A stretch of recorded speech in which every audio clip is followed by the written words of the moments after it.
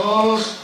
Darles la bienvenida antes de presentar a quien nos va a brindar la charla el día de hoy. Quería comentarles o resaltar la presencia de amigos en la casa. Hoy hemos compartido con gente de la Facultad Regional San Rafael, con la doctora Atencio, con Carlos Zamudio, bueno, y vamos a empezar a compartir la tarde con gente de la Facultad Regional Mendoza con esta charla y luego temas inherentes, a pesar de que creo que ya lo han estado conversando un poco, a la parte del departamento de electrónica, de la tecnicatura de mecatrónica. Así que es un día especial en una semana que se termina y nos invita a todos a festejar el Día de la Patria, poder hacerlo de esta manera.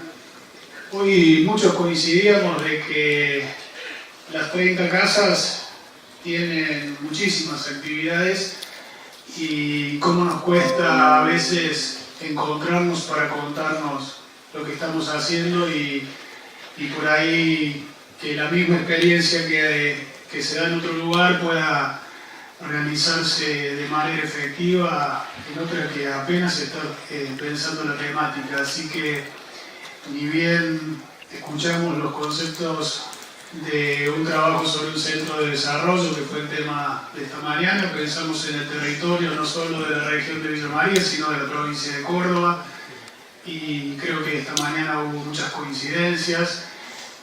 Cuando se planteó lo de neurociencia, todos estuvimos de alguna manera diciendo cuando quieran charlamos en Villa María con los profes al respecto, porque es un tema que venimos de alguna manera muchos de los que estamos en el gabinete hablando hace un par de años.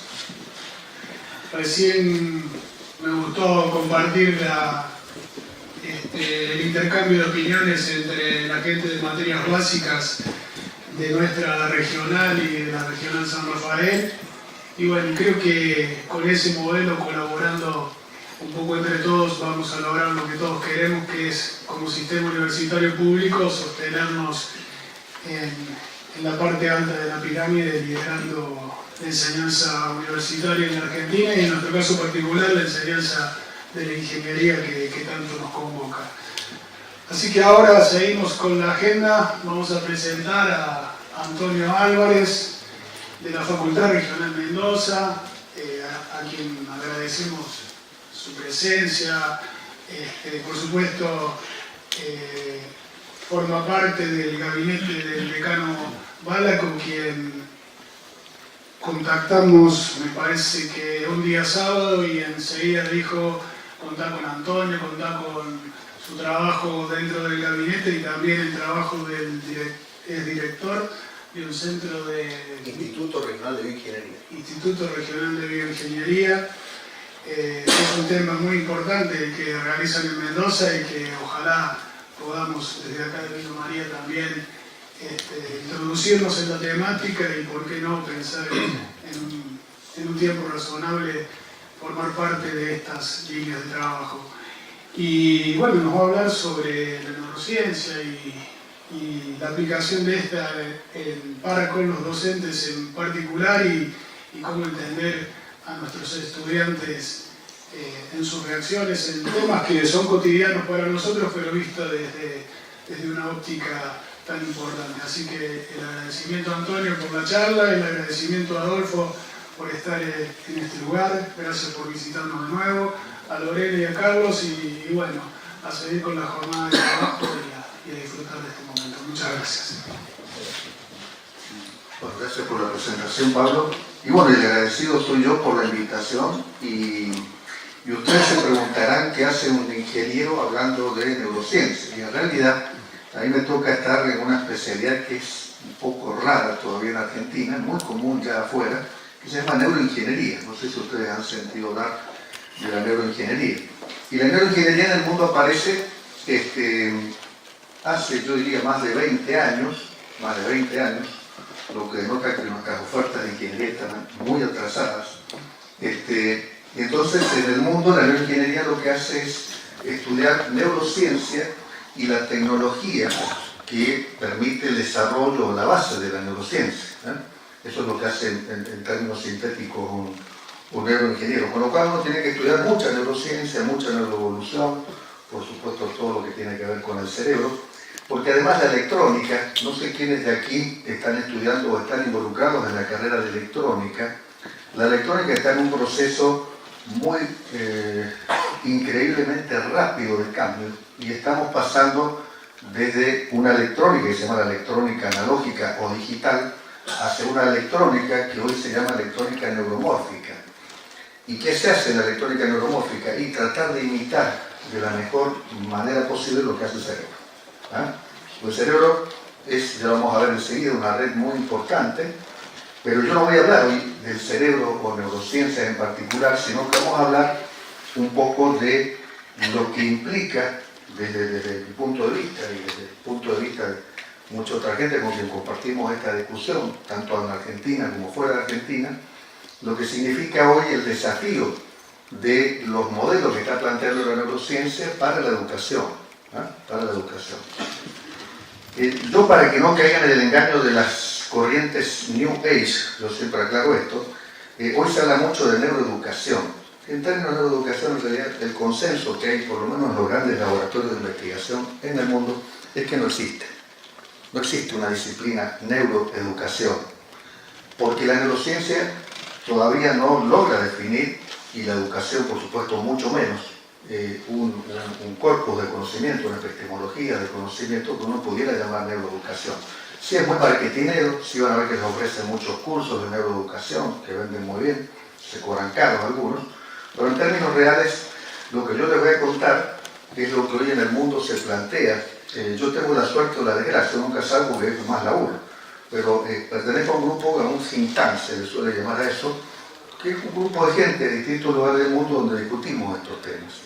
Entonces un poco la idea, también hay gente de universidades de España, California, Alemania, de distintos lugares del mundo. O sea, hay también gente de Cuba, Brasil, Chile, Perú, distintos países donde nuestro hobby o ese grupo lo que hace es un poco nuestra profesión, que es la neuroingeniería, y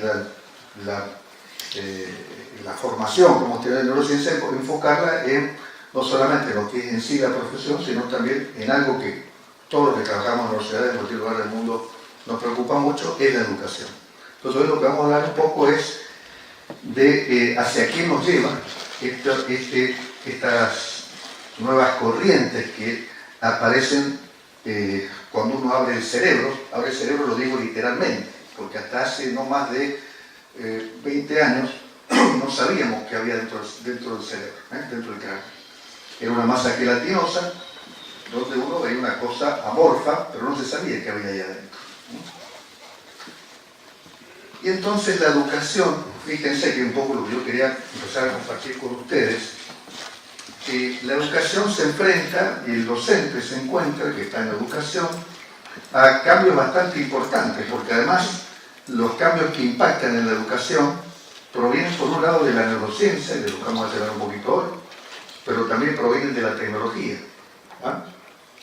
Y también provienen de los cambios que implican roles y escenarios de aula, y también provienen de una corriente muy fuerte que está apareciendo en la generación que le llaman hoy los sociólogos o los psicólogos sociales, la generación Z, que son chicos que empiezan a trabajar de modo colaborativo en red.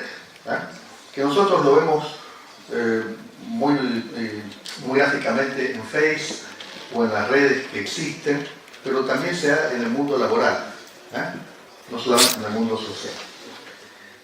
Entonces, el planteo, hablando ya entrando en el esquema educativo, es que un docente que está parado en un aula, hoy se encuentra traicionado por todos estos vectores. ¿Saben? Y estos vectores lo hacen sentir a él un poco ansioso, porque uno tiene la sensación, que hay una sensación generalizada en muchos países de América Latina, y de España también, que es donde venimos digo, un poquito más atrás en la cola de lo que llamamos el mundo occidental y más culturalizado. Entendemos que por ahí el modelo que tenemos está un poco fuera de época, por decirlo educadamente. Entonces los chicos sienten que vienen a la escuela o a la universidad y es como que viven de una manera muy distinta a cómo es su vida cotidiana con la tecnología. Siempre digo, parafraseando a un profesor mío de neurociencia, él decía, en el ámbito educativo, él planteaba, si un cirujano de hace 100 años atrás renaciera y entra a un quirófano actual, no puede hacer nada. La tecnología ha cambiado tanto, las técnicas han cambiado tanto, no puede hacer nada. Ahora, si él renaciera un docente de hace 100 años atrás, y no tendría un problema tan grave, porque las aulas siguen siendo muy parecidas a las que tuvieron nuestros abuelos, nuestros bisabuelos y tal vez nuestros tatarabuelos. Entonces, el tema de la práctica docente y el tema de la obsolescencia es un tema que se está discutiendo en todo el mundo. Y hay lugares, hay países donde se ha cambiado mucho. Yo justamente ayer tuve una reunión con el responsable de la Universidad de Otago, de Nueva Zelanda, y ellos han trabajado muchísimo en el cambio de los modelos educativos, y las aulas, por ejemplo, no son para nada parecidas a las que tenemos nosotros, escenario áulico. Un poquito de eso vamos a ir hablando. Entonces, el planteo es que hay vectores que son muy fuertes y que hay que trabajarlos rápidamente con el docente, con los alumnos, con los modelos educativos, y que esos vectores están involucrados, los conocimientos, digamos, que más están impactando, que nos obligan, que nos dicen tenemos que cambiar las cosas, pasan por neurociencia, por tecnología y por las redes de conocimiento. Yo, en esta charla, y voy a pedir a algunos de ustedes que me frenen en algún momento para que cuando se haga la hora, voy a tratar de ir lo más rápido posible, porque en realidad, si nos detenemos en cada uno de estos ítems, da para muchísimo. Pero la idea es mostrar en esta charla fundamentalmente los grandes rasgos de lo que estamos hablando.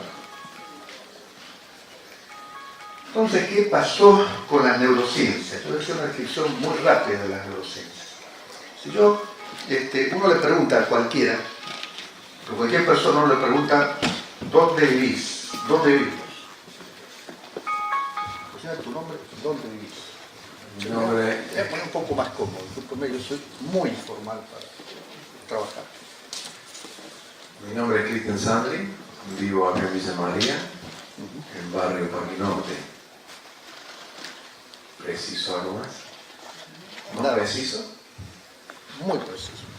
Como investigaba también acá en Villa María, vivo en Barrio Centro. Perfecto. Bueno, porque lo conozco. Uno tiene siempre la concepción de que uno vive en algún lugar físico. Tal vez fíjense que yo vivo en tal lugar. Vivo en el universo, vivo en el planeta Tierra, vivo en la Argentina. Pero lo que descubre la neurociencia, y no es un descubrimiento de la neurociencia, porque ya se venía planteando hace muchísimos años atrás, es que la vida nuestra transcurre acá adentro. Eso me parece un poco loco, y les aclaro, yo no soy ni budista, ni soy un filósofo de las neurociencias, es en términos literalmente ciertos lo que yo estoy planteando. O sea, literalmente, nuestro cerebro es el que construye nuestra realidad. Y aunque todos estemos acá, los colores que estamos viendo, los rostros que estamos viendo, la realidad que estamos viendo, es una construcción que existe dentro del cerebro, no afuera. No sé si estoy claro en esto. Eso es un primer concepto que es muy importante, porque eso hace a la subjetividad de la realidad, que es un concepto que también luego vamos a rescatar en la educación y que es muy importante. Si yo acá trajera a un perro, va a haber algo totalmente distinto a lo que ustedes ven. Y si traigo un gato, va a haber algo totalmente distinto a lo que ve el perro y nosotros.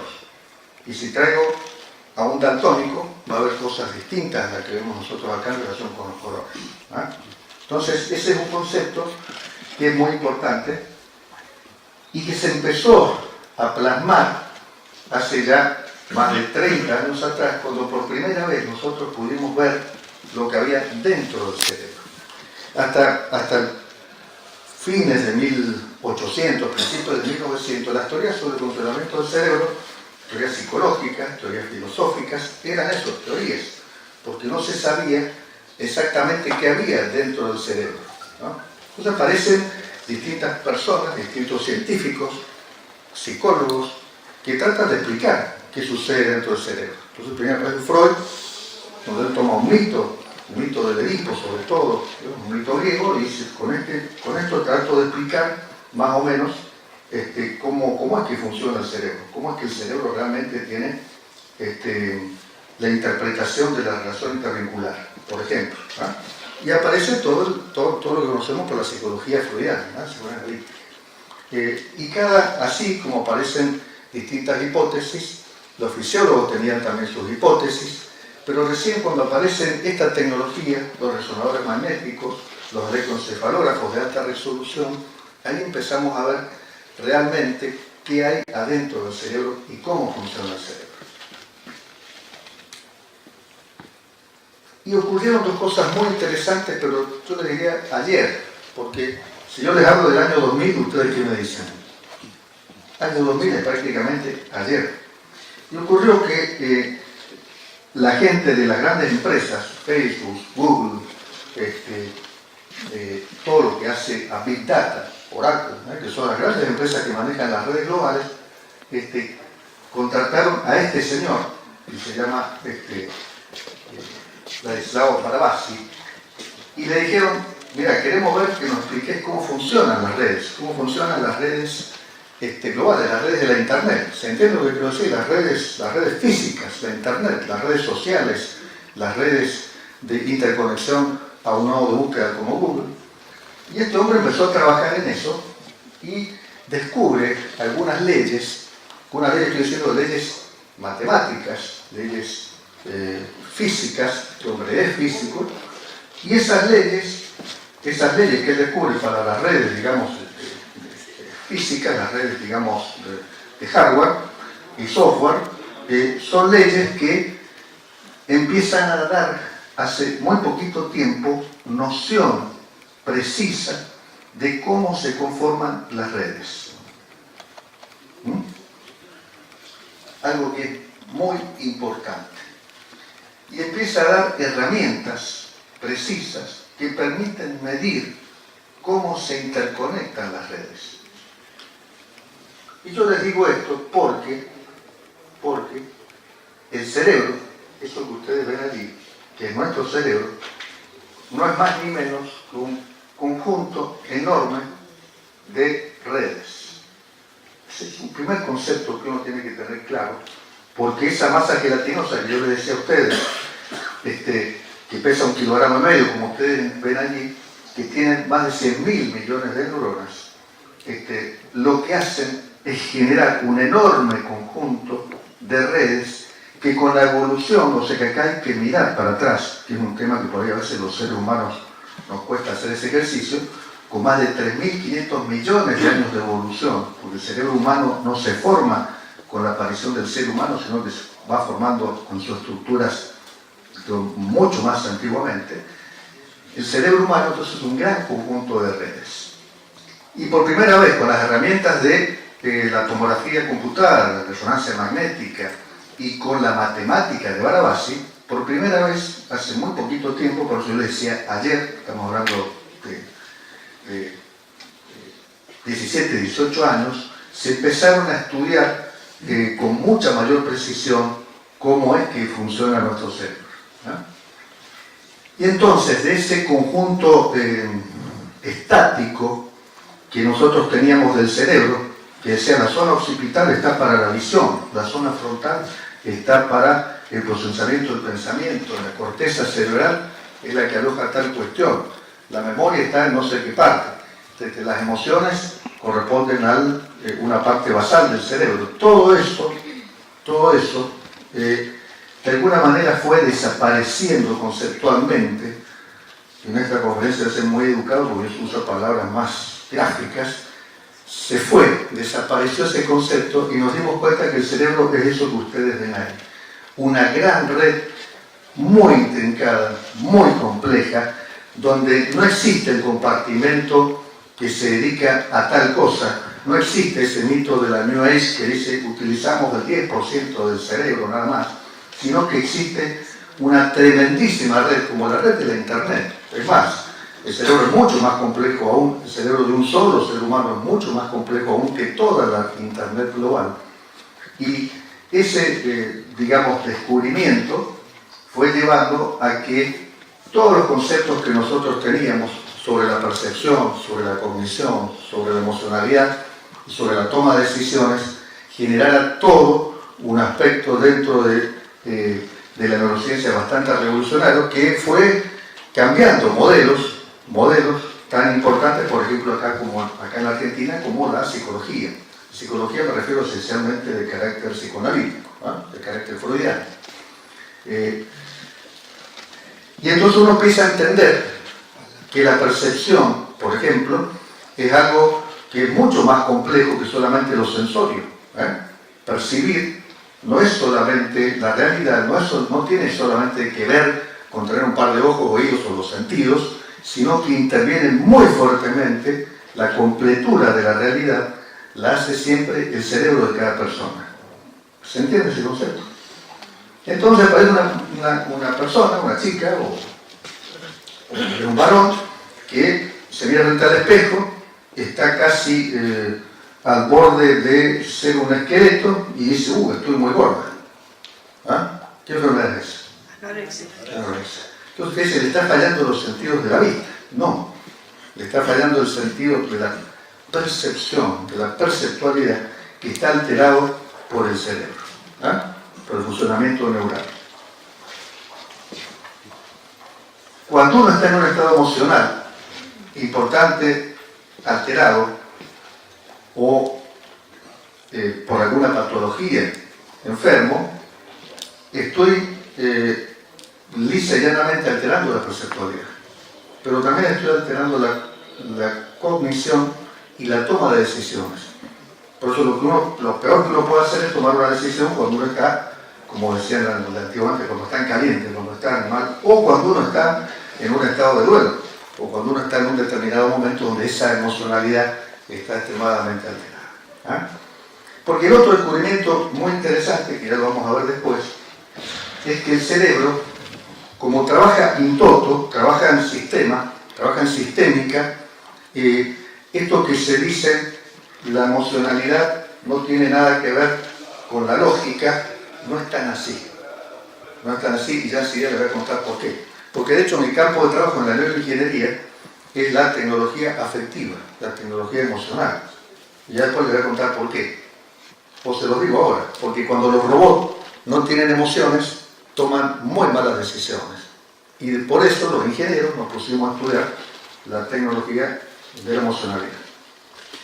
Ahí fíjense otra cosa muy importante que se fue descubriendo con respecto al cerebro, es que así como el cerebro tiene toda una evolución que le viene de una historia ancestral que antes uno podría estar a favor o no, había mucha discusión antiguamente sobre la teoría de Darwin. ¿Será cierto lo que dice Darwin o no?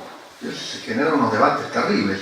Cuando apareció ya el tema de la genética, el tema de la genética ya de muy alta precisión, y ya es prácticamente irrefutable que el mismo ADN que está en el ojo de un pez en el agua o en la estructura de la amígdala del cerebro, que es la que permite procesar rápidamente la experiencia de escape o huida ante una situación de peligro o de terror, es la que tenemos nosotros.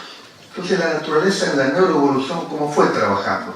Las especies fueron desarrollando sistemas, nodos, que eso fue lo que poco descubre Barabasi, y cuando ese nodo se hacía, digamos, muy experto en algo, ese nodo permanecía en su estructura. No sé si se entiende, este es un concepto muy interesante de la neuroevolución. Eso se llama el concepto de nodo preferencial. Entonces, cuando un grupito de células se especializó en captar el peligro,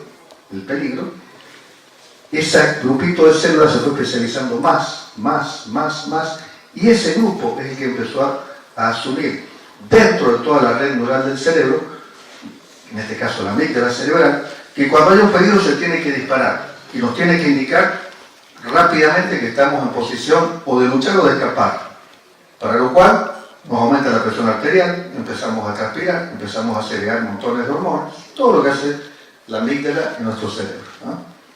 El problema es cuando la amígdala se dispara sin tener que dispararse, ¿eh? Por eso vamos a llamar hoy el ataque de pánico, ¿eh? Una cosa es que mi amígdala se dispare cuando estoy viendo una serpiente y sé que va a pegar y tengo que salir al toque, y otra que cuando vea a mi jefe se me dispara la amígdala. Ahí se arma el lío. O a mi esposa, o a mi marido, o a mi... ¿se entiende? O sea, después voy a hablar un poquito de eso. Pero quiero decir, así se formó nuestro cerebro, y además también se vio que horizontalmente, fíjense, a la edad que madura el cerebro, de manera más global, más completa, y esto tiene muchas implicancias y muchas discusiones en el mundo sobre esto, porque fíjense que las zonas de, a ver si no le escapo, esta zona prefrontal es bastante lerda en su evolución. La evolución quiere decir su madurez, es donde está todo en azul. Y fíjense que las personas venimos a tener prácticamente alrededor de los 20 años una cierta madurez importante en la zona frontal. ¿Entienden este concepto? ¿Qué zona es esa? La que nos permite dos cosas: organización del pensamiento, organización espacial. Entonces cuando uno dice la pieza de los chicos es un desastre, hay que enseñarle, hay que pegarle para que sea ordenado el pelo. Yo les digo, es como pegarle a una persona que no puede caminar para que vaya a un partido de fútbol. Porque le peguémonos ahí, porque no está todavía desarrollado su capacidad para hacerlo. ¿Está bien? Entonces, en la enseñanza de la matemática hay grandes discusiones sobre esto en relación al desarrollo del pensamiento abstracto que requiere una cierta madurez neural. Y entonces los investigadores que nos hacemos preguntas muy básicas, porque esa es la lógica de la investigación, hacerse preguntas básicas, ¿o no? Entonces la pregunta básica es ¿por qué la mayoría de los pibes se llevan física y matemáticas? Y tal vez tenga que ver con algo de esto. Tal vez estamos a destiempo exigiendo algunas cosas. Porque yo veo que en Argentina, por ejemplo, aún con materias de sintaxis de lengua importantes, sintaxis me refiero, que requiere gran madurez, ocurre el mismo problema. Entonces, y lo otro para peor, les cuento algo que todavía es peor, y es que por razones socioculturales, el desarrollo del cerebro se ha ido ralentando. ¿Está bien? Entonces hoy personas de 20 años tienen menos maduros el cerebro, que el cerebro estoy hablando a nivel global, ¿no?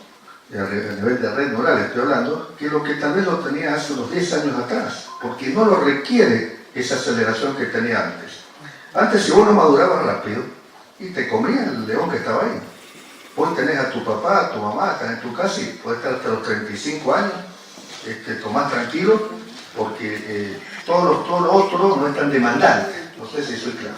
Entonces, toda esa socioculturalidad también incide con el tema de cómo se adapta el cerebro, porque el cerebro, en definitiva, es un órgano que se desarrolló para que tengamos la capacidad de adaptarnos al medio en el que vivimos. Eso es el cerebro. ¿Ah?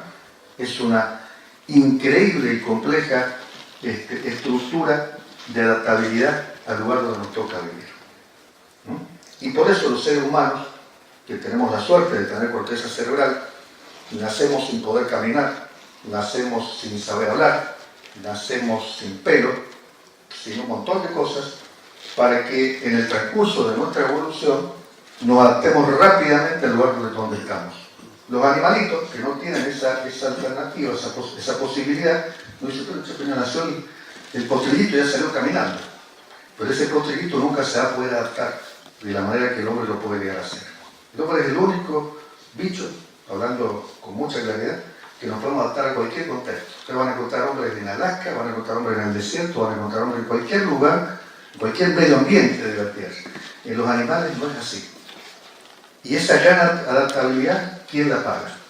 Ese proceso, ¿quién lo paga de adaptabilidad? Esencialmente la mujer, la madre que tiene que criar, que corre con la carga de criar durante muchos años al hijo. El padre también, pero los padres somos más de llevar la presa a la cueva y dejar que la madre críe a los chicos. estoy hablando en términos así se habla cuando hablamos de neuroevolución, ¿no? Siempre miramos en aquel sentido. Este otro paradigma que también es muy importante, que se descubrió, que lo describe el paradigma de Hegel, traza uno de los hallazgos más importantes de la neurociencia y que es mucho más importante de lo que se creía hasta hace no menos de 5 años. Todos hemos tenido gente y conocemos gente que ha tenido situaciones de enfermedades, de patologías cerebrales, accidente cerebrovascular, por ejemplo, y que a través de una rehabilitación se va nuevamente rehabilitando. Eso en el cerebro se llama resiliencia. Es una de las cosas que quiere imitar la electrónica neuromórfica. Pero para no ir al tema, lo que yo le quiero contar es que, en definitiva, el cerebro tiene dos grandes cualidades. Una es la capacidad de que cuando una de sus partes se daña, otras comienzan a asumir ese control.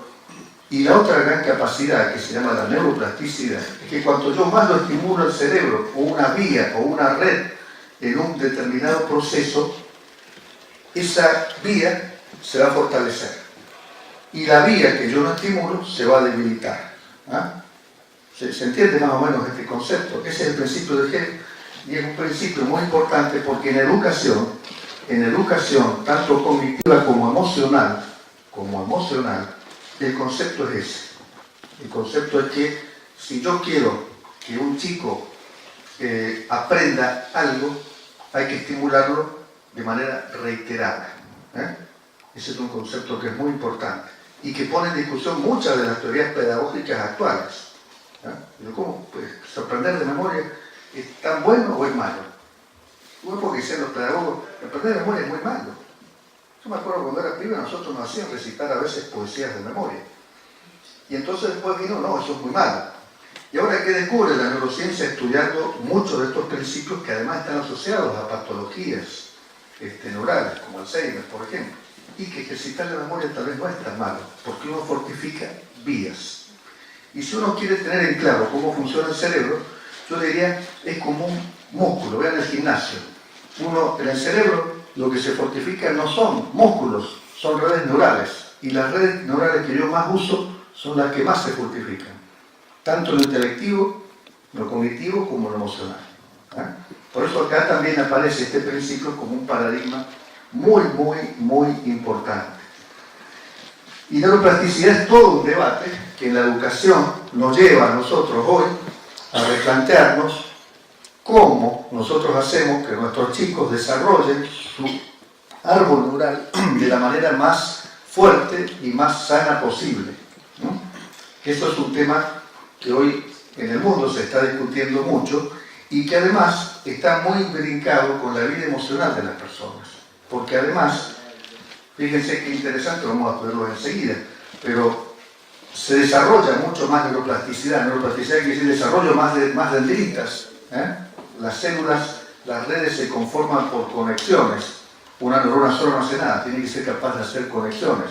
Y esas conexiones, la neurona la hace más cuando la emotividad que la impulsa es mejor.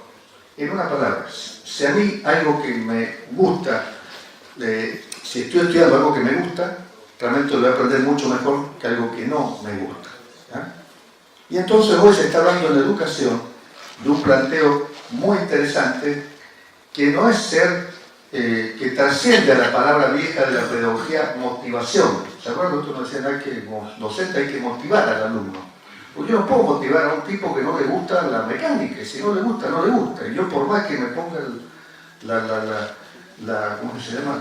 La cosa de piñón fijo, no le gusta al tipo. Entonces, hoy muchas corrientes educativas están planteando la construcción de un modelo educativo basado en los atractores que tiene el chico. Ese es otro tema para discutir muy interesante. Pero el planteo es que la neuroplasticidad tiene modulaciones que se llaman podas neurales que se suelen dar en determinadas épocas de la vida.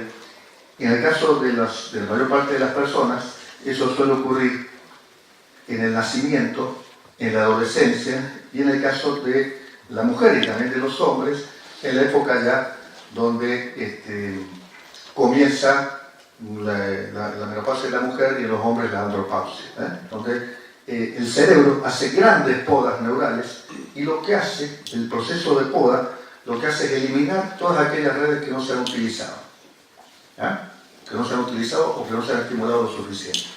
En ese proceso de poda, a veces hay patologías. Por eso ustedes van a ver que muchas enfermedades de carácter psicológico, o de carácter, yo diría, no me gusta usar la palabra psicológico, de carácter neural, esos aparecen en determinadas edades porque es donde aparece el incremento de esa poda. Entonces las esquizofrenias están muy asociadas a la época de la pubertad o la juventud primaria, o en el caso de la mujer suele aparecer a veces en la época de su menopausia. Entonces el cerebro es un conjunto que integra muchísimas cosas, pero el tema de la neuroplasticidad es muy importante y el tema de los procesos de poda son muy importantes porque ahí los chicos están muy sensibles y las personas también están muy sensibles cuando están en ese tipo de proceso.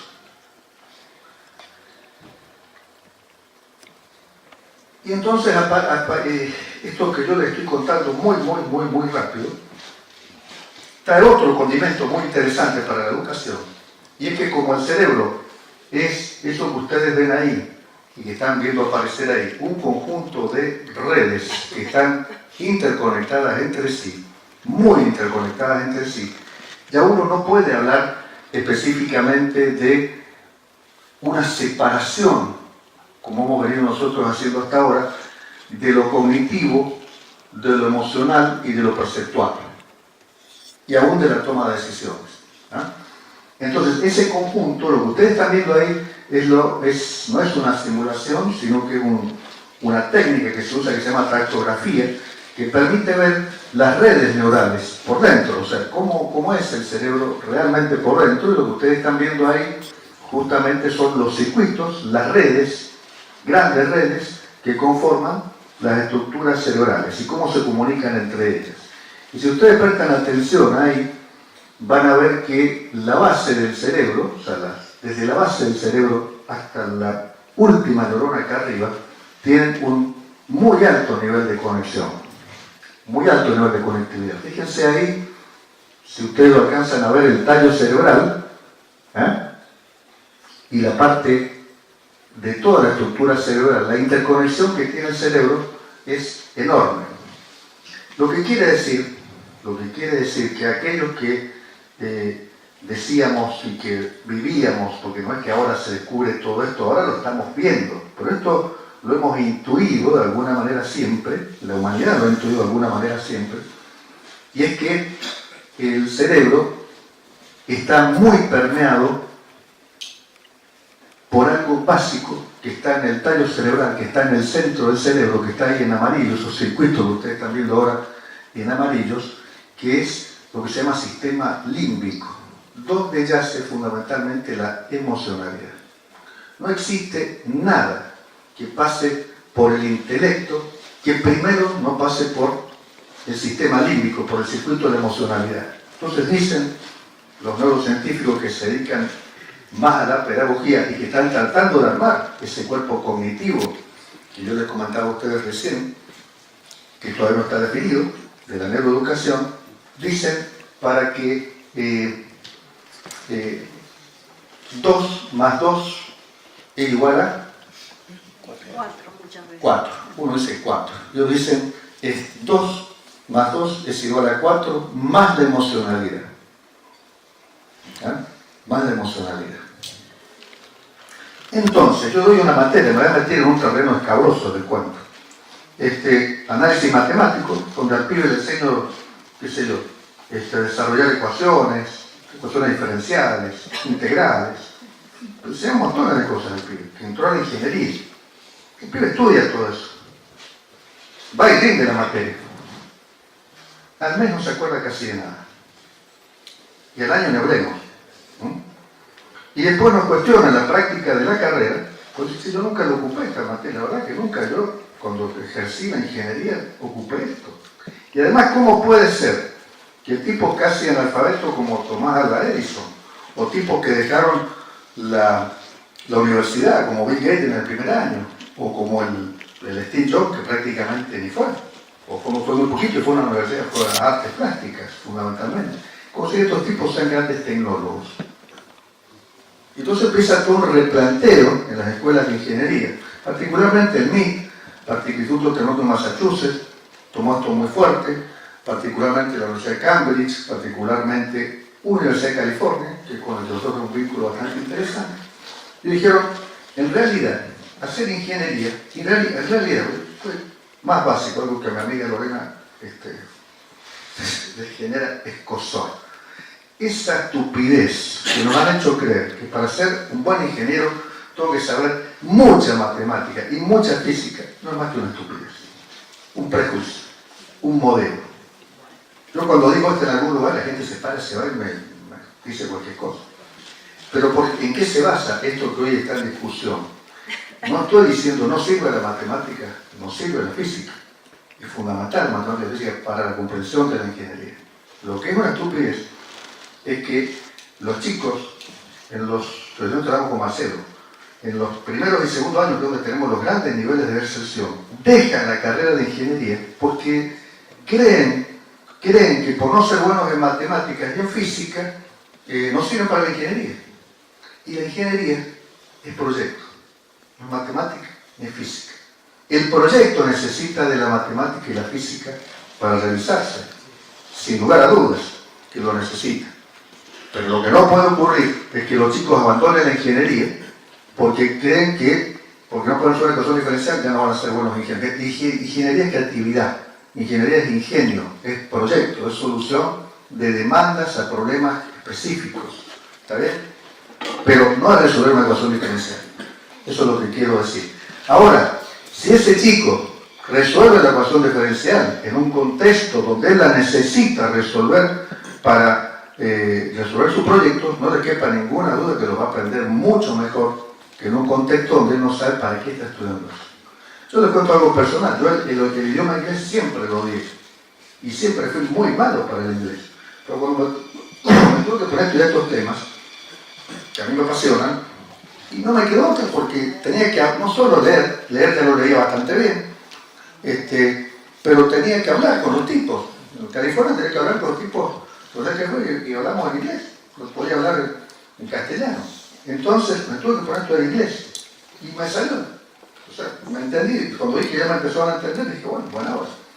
Entonces, y hablo muy mal el inglés, ya, claro. Hablo muy mal, pero me entienden. Ahora, yo realmente tenía que hacer una cuestión ideológica con el idioma inglés. Entonces no lo aprendí. Esto parece muy básico, pero es algo que yo creo que en la ingeniería nosotros tenemos que empezar a infundir. El tema de la emocionalidad. Y tal es así, que hoy, si uno entra al MIT, uno entra a las instituciones donde, digamos, icónicas en el mundo, yo creo que los ejemplos siempre los tomo muy entre comillas. Uno va a ver salas como estas, muy grandes, donde el docente da la clase, la típica clase magistral, como para mantener un poco la discusión, las dudas y una serie de cosas, pero la mayor parte de las aulas parece una sala de ingeniería, son laboratorios, una institución de ingeniería son laboratorios y parecen salas de artes, porque los pibes están haciendo, inclusive con canvas, con lienzos, están haciendo sus proyectos, dibujando, parece realmente esa es la función, ¿no?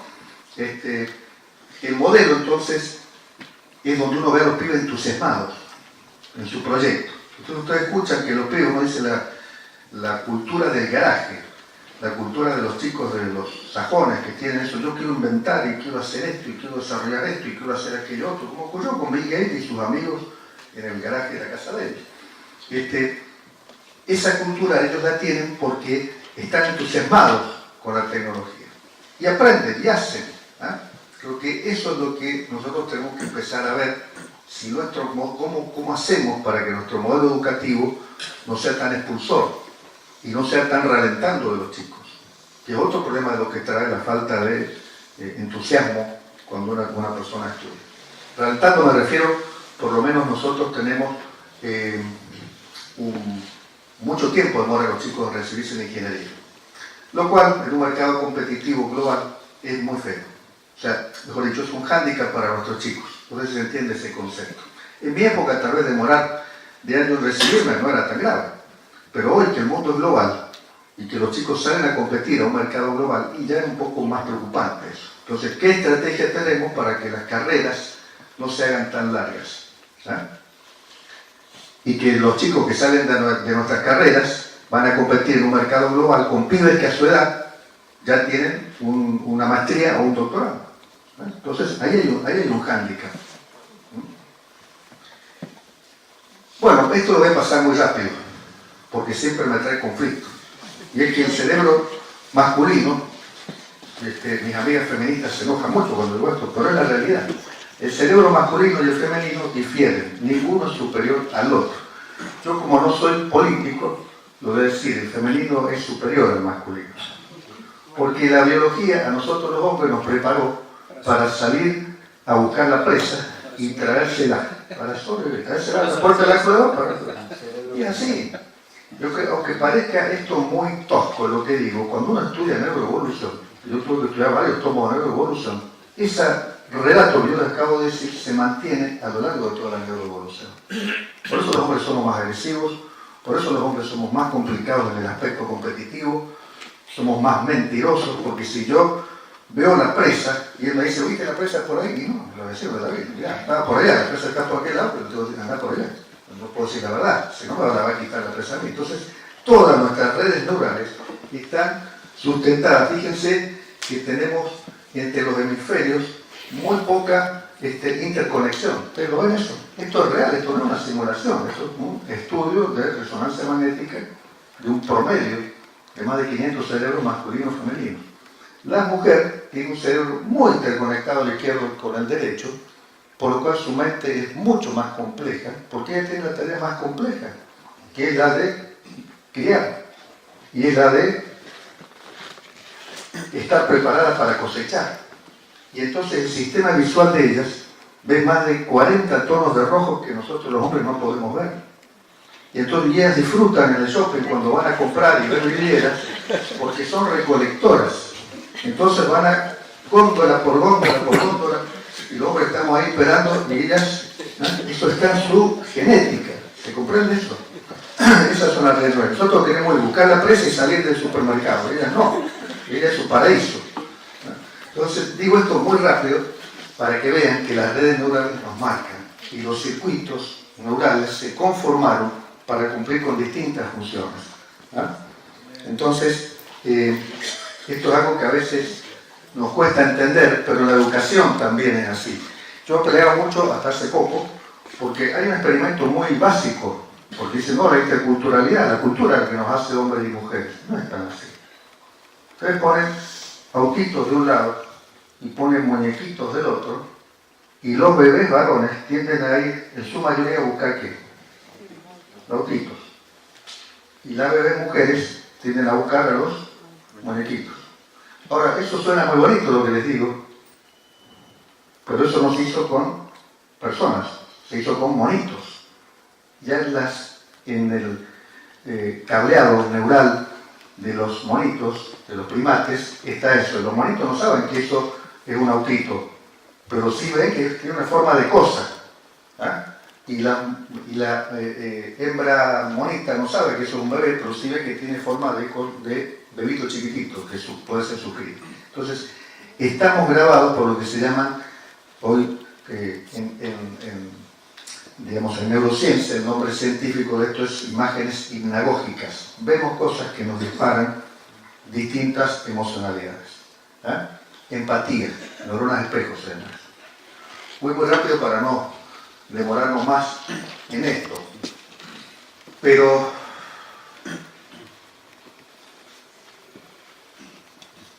para sintetizar y cerrar esta partecita de neurociencia, yo lo que les quiero comentar es que han habido y están cada vez apareciendo más conceptos dentro de la neurociencia, como esto que hablamos de la neuroevolución, la neuroplasticidad, las neuronas espejo, que tienen mucho que ver con la empatía, con la emocionalidad. Hoy se invierte mucho tiempo, y vamos a ver enseguida por qué, en las escuelas, por ejemplo, ahora con este hombre de la Universidad de Otago, las escuelas de los chicos chiquitos les enseñan a manejar un concepto que se llama empatía, que nosotros acá no le dedicamos ni el nombre, le hablamos en la escuela de ese concepto. ¿Y qué es la empatía? La manera en que yo tengo de tratar de entender, yo la miro a ella y trato de entender cuál es su estado emocional. ¿Y para qué hago esto? ¿Para qué les parece que hago esto? Para poder interactuar. Porque si yo no soy capaz de amoldarme al estado emocional de ella o del grupo, ese grupo no puede trabajar. Y entonces hoy ocurre algo, si ustedes observan, yo no tengo largo, no sería muy largo, pero una gran cantidad de competencias que les piden las compañías cuando hoy contratan a la gente, no pasan tanto por lo tecnológico, sino que pasan más por las competencias blandas que les llaman ahora, que es esto, la posibilidad de trabajo grupal, la colaboración, la empatía y todo este tipo de cosas. Entonces las escuelas invierten mucho tiempo en esto, que es muy importante, y que además no es privativo del ser humano, porque yo les cuento muy rápidamente cómo se descubren, las neuronas espejo las descubre un italiano, pero cuando la siguen estudiando, descubren que las neuronas espejo, que son las que permiten una serie de neuronas que están en la zona prefrontal, en la zona suborbital del cerebro, también la tienen animalitos, y entre esos animalitos está el murciélago. Entonces los murciélagos cuando salen a cazar, y yo siempre lo cuento y lo cuento porque está Adolfo, que a él le gusta el ejemplo, los murciélagos cuando salen a cazar, ellos tienen gran chance de fracasar. De 10 veces que salen, 4 veces fracasan. ¿Ah? 4, bueno, que es importante, una tasa bastante importante, 40%. Entonces lo que hacen los murciélagos cuando salen a cazar en bandadas, vuelven, y cuando vuelven no se comen la comida, sino que la dejan ahí. ¿Se entiende lo que digo? Dejan ahí lo que ha cazado cada uno. Y después comen todos, los que tuvieron éxito y los que no tuvieron éxito. ¿Se entiende? Comen todos. Eso suena hermoso. Ahora, siempre aparece el murciélago glotón. Siempre aparecen todas las hordas. Y ese que fue a cazar empezó a comerse la comida de él y no la compartía con el grupo. O sea, falta de empatía. Sus neuronas espejo estaban mal desarrolladas. Y entonces, como el 40% de las veces que él salga no va a tener éxito, el resto de la bandada, ¿qué le hace? No le comparte la comida. Y el éxito empieza a debilitarse hasta que muere. ¿Ah?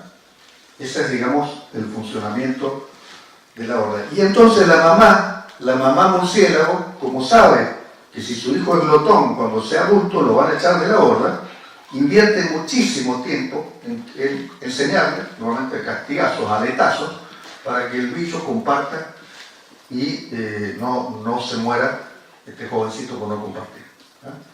Entonces ahí cuando empiezan a descubrir todo el mecanismo neural, ven que el desarrollo, la falta de desarrollo de neuronas espejo tiene mucho que ver con eso, y en el caso de los murciélagos es un caso típico de estudio, ¿no? Bueno, el otro tema importante y que tiene que ver con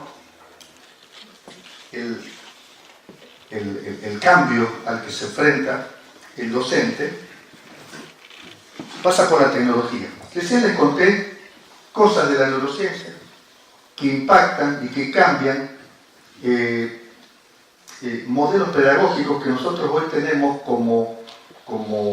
es más, que se enseñan actualmente en los institutos terceros de formación docente, Piaget, Vygotsky, Ausubel. Yo no digo que esté todo equivocado, ni la neurociencia dice que están equivocados. Sí dicen, hay que ayunar algunas cosas. ¿Ya? ¿Está bien? Pero acuérdense que Piaget, Ausubel y toda esta gente que estudiaba inclusive las ramas psicoanalíticas, ellos generaron hipótesis cuando no se sabía que había dentro de esta caja negra que era el cerebro. No existía en aquella época el resonador, ni la tractotomía, ni se sabía que el cerebro por dentro tiene órganos como tienen otra parte del cuerpo. Con la tecnología pasa lo mismo. Con la tecnología, el problema que aparece como muy patente es que el docente de pronto se ve con que le invaden el aula con computadoras. Y la sociedad cree que los chicos, por manejar computadoras, son más inteligentes y que la educación va a mejorar. ¿O no? Entonces, si tenemos computadoras en el aula, una por alumno, imagínate, es un gran adelanto. Ojo, yo no estoy diciendo que sea un gran adelanto, pero sí digo, y lo ha demostrado la realidad, que es un pensamiento ingenuo. Al menos un pensamiento ingenuo. Porque la realidad que siempre nos demuestra lo que somos, refleja que en las evaluaciones internacionales, gran parte de América Latina y de los países desarrollados, Nueva Zelanda inclusive, que creyó que con la computadora por alumno iba a tener grandes avances en la educación, no lo tuvo. ¿Ah? Porque, en primer lugar, los docentes creyeron que lo iban a desplazar la computadora. Pero no va a desplazar la computadora, porque un pibe ahora viene, hace una búsqueda en Google y sabe más de, qué sé yo, historia del cruce de la cordillera de los Andes que yo. ¿Ah? Entonces el tipo entró a tener una cierta resistencia, empezó a generar resistencia a las máquinas. Y los pibes, que entraban rápidamente porque ellos desarrollan una gran habilidad de monito. ¿Ah? Son los primates los chicos, primates tecnológicos. ¿Ah? Y la gente, mirá qué inteligente los pibes cómo manejan la tecnología. Es el juguete que ellos tienen. Ahora, de ahí a que eso los haga más inteligentes, estamos lejos. Pero sí ocurrió que los chicos hicieron muy hábilmente copy-paste. ¿Ah? Y entonces, a donde presentaban al docente una monografía de 300 páginas, y dicen, che, mira cómo sabe el pibe ¿Ah? Eso ocurrió en todo el mundo. A tal punto ocurrió con los docentes, que voy a decir más, ocurrió también con los investigadores. Suena duro que lo digo. Digo esto de investigadores porque la Universidad de Yankee, ¿qué hicieron? Tuvieron que desarrollar buscadores de conjunto de texto donde veían si eso era copia de alguna monografía del otro. ¿Se entiende lo que quiero decir? Y entonces están esos buscadores. Hoy actualmente, cuando uno revisa una tesis de un alumno, colocan en esos buscadores para ver si este otro no se copió la tesis o la mitad de la tesis o un cuarto de la tesis del otro. ¿Ah? Porque de a poco le vamos... Ahora, pasó todo ese tiempo donde el docente, un poco más grande, y nos creíamos que éramos trogloditas, que éramos cavernícolas, porque no con las computadoras. Y los pibes se creían más inteligentes de lo que son, porque se mira yo que piola, ¿cómo hago esto? ¿Cómo? ¿Ah? Y la sociedad en su conjunto, que solemos ser ingenuos, nos comimos los espejitos colores. Entonces dijimos, con la computadora está todo resuelto. Y la realidad es que las evaluaciones PISA, las evaluaciones internacionales, salió cada vez peor. Y cada vez peor. ¿Ah? Entonces, ¿cuál es el problema? Los tipos que estudian dijeron, mira, acá el problema está en que el docente tiene que tomar un cambio de rol. Y entonces yo les hago una pregunta a ustedes, muchos de ustedes son ingenieros. ¿Qué es lo que hace la tecnología en la industria? ¿Qué tareas asumen los robots en la industria? ¿Asumen las tareas de grandes niveles de diseño? Repetitivas, las básicas. O sea, hablando en términos tal vez más epistemológicos, los robots o la tecnología es capaz de resolver las actividades de bajo nivel de resolución. Actividades que se llaman, en el caso de la industria, actividades, como ustedes dijeron, de automatismo o repetitivas. Y entonces, hoy, planteo que en la educación la tecnología va a ser exactamente lo mismo. O sea, no hay riesgo de que la tecnología desplace al docente, porque lo único que es capaz de hacer la tecnología, por más compleja que ésta sea, es tomar las actividades de bajo nivel de complejidad. Hoy transmitir un texto, antes yo me paraba acá, en el aula, imagino que lo han hablado con Carlitos tipo capilla, y yo me sentía un iluminado que le transmitía a ustedes el cruce de los Andes. Ustedes no supieron nada del cruce, pero yo sí lo sé. Entonces, relación asimétrica, cosa que los seres humanos nos gusta por naturaleza. Estoy con el micrófono acá y me encanta, porque ustedes están en el YouTube, que eso es el ego del ser humano. Y al docente le encanta eso. Por eso entre los docentes hay tantos perfiles hablando de psicología, que aparte he estudiado mucha psicología, somos narcisistas en nuestras entrañas. Entonces nos gusta eso. Luego ustedes son muy calmados porque ninguno me insulta. Yo hago esto a propósito y no se enojan. Entonces aparece esto de que ya el pibe sentado en su casa con la computadora, que aparte tiene algo que nosotros no tenemos, que es tiempo, pueden buscar 10.000 versiones del cruce de los Andes. Y yo, que llego ingenuamente después de un día de trabajo, cansado, molido, y me encuentro que le voy a relatar algo y ya me salta aquel otro, porque además a los pibes les gusta pincharnos, ojo. No, profesor, yo leí en tal lugar y yo leí que en tal cosa, ¿ah? Y entonces en el mundo, ¿cómo se empezaron a plantear esto? Y dijeron, bueno, entonces lo que hay que cambiar es el rol del docente. Que Google, que la Wikipedia hagan el trabajo básico, que es transferir conocimiento, y nosotros ahora, que tenemos que tener, por supuesto, como docentes un nivel de conocimiento importante y ser capaces de grandes síntesis, que eso es lo que un docente realmente tiene que ser capaz de hacer, tenemos que tomar otro rol. Y aparecen entonces toda una serie de recursos tecnológicos, yo te lo voy a pasar rápido porque no nos da el tiempo, pero sí aparecen recursos tecnológicos que van a comenzar a mediar otros estilos de pedagogía. Donde en particular, vamos a ver enseguida que estos estilos de pedagogía le exigen al docente algo para lo cual no estamos capacitados nosotros, y es que además del conocimiento de su disciplina, tiene que dominar otros conocimientos que pasan por el lado de las TICs, sin lugar a dudas, y que pasan después por el lado del trabajo del grupo. ¿Se entiende lo que digo? O sea, hoy el valor de que el pibe venga a la escuela, o sea, de que tenga que moverse de su casa hasta acá, porque, a ver, si yo puedo ver una superproducción del cruce de los Andes o de la mecánica cuántica, yo en la universidad creo que es física cuántica, física electrónica, que tiene mucho de cuántica. Ahora, cuando yo veo los videos de YouTube que hay de profesores que dan física cuántica y las superproducciones que hacen para explicar, yo digo, ¿para qué el pibe me va a ver a mí? Aburrido con un marcador en el coso. Entonces, ¿cuál es el rol que tiene que tomar el docente? Y es un planteo muy interesante, vamos a hablar un poquitito enseguida de los modelos educativos del siglo XXI, pero el rol ya no es tanto el de transferir el conocimiento, sino el de ser capaces de, lo voy a decir muy rápido, ser como grandes curadores del conocimiento. Ese es el concepto donde se está trabajando, digamos, en los países, por ejemplo, digo Nueva Zelanda, porque con el que tenemos muy estrecho vínculo, y ellos están cuartos dentro de la nómina y están aspirando, me decía ayer este hombre Paul Griggs, estamos aspirando a ser primeros en la mayor parte de los ítems. Curador, el concepto de curador quiere decir, no sé si se entiende bien, como es un curador de arte. El curador de arte es el tipo que detecta las joyitas, las grandes joyas, en este caso física cuántica, y yo tendría que detectar el mejor material que hay en la web, ni siquiera ponerme a hacerlo yo, detectar el mejor material que hay en la web para explicar la ecuación de Rödinger, detectar el mejor material que hay en el mundo para video, para que los pibes vean eso, y ser capaz de armar, en mi contexto áulico, distintas experiencias con eso. Ya lo vamos a echar un poquito enseguida. Bueno, en Chile hemos estado haciendo algunas cosas, pero esto lo paso rápido. Y el tercer vector, ya un poquito para cerrar toda esta parte, el tercer vector, yo decía, neurociencia, tecnología, redes de conocimiento activo. ¿Qué son las redes de conocimiento activo?